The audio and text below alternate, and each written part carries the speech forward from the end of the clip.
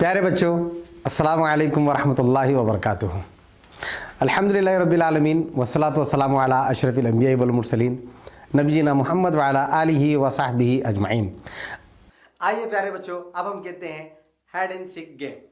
और ये गेम माशाल्लाह बहुत अच्छी है, क्योंकि ये लेटर्स जो हम सीखे हैं वो चंद लफ्ज में जाकर छुप जाते हैं और हमको पहचानना है कि वो कहाँ पर है। चलिए आपकी स्क्रीन पे देखिए, बताइए कि इस लफ्ज में जीम कहां पर है। फर्स्ट वन, माशाअल्लाह। इस लफ्ज में ज कहां पर है। सेकेंड वर्ड, माशाअल्लाह।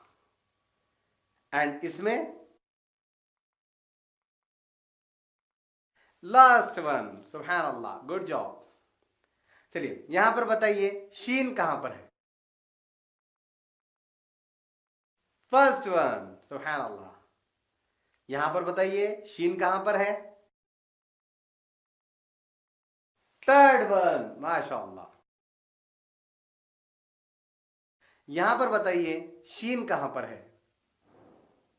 लास्ट वन, ओके, माशाअल्लाह, बहुत खूब, अच्छा समझ गए आप लोग, माशाअल्लाह। बच्चों इस लफ्ज में बताइए या कहां पर है। Second one, okay. और इस लफ्ज में फिफ्थ वन, ओके, माशाअल्लाह। यहां पर सेकेंड वन।